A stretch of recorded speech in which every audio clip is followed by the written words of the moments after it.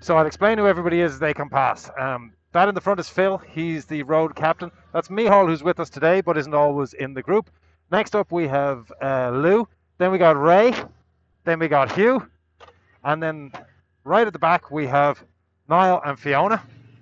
And Niall is he's the rear person. So his job is to make sure that everybody is in front of him, which is where I'm going to go back to now and tuck in between Ray and Hugh. So the person who's responsible for all this, and that's what makes it different to just riding Route 66 on your own. The person who's responsible up the front there is Philip.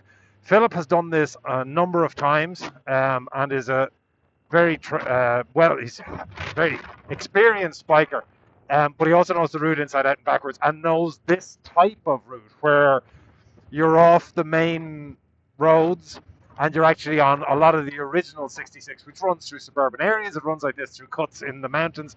It makes it a very long journey because you look at it and you say, well, it's only 200 miles a day. What's 200 miles? 3-4 hours. But of course, you're doing 200 miles at speeds like this, 25 miles an hour through this kind of these types of scenery. So it's stunning, but it's long. By the time you get in at the end of the day, you've been out all day. We split into these groups, so as you can see, we've got today, what, 1, 2, 3, 4, 5. We've 6 bikes in total, 7, I think, actually. My counting isn't great. And then right at the back there behind us, you'll see we have the support car. And they have, what's great is they have ice water, drinks, and I'm sure there's first aid kits and anything else in case you keel over. So the whole pack is broken up like this into, I think, 10 groups of 6 or 7 there or thereabouts. And then we all gather together in the hotels in the evening, and then we gather together both at the start and the end of the overall trip.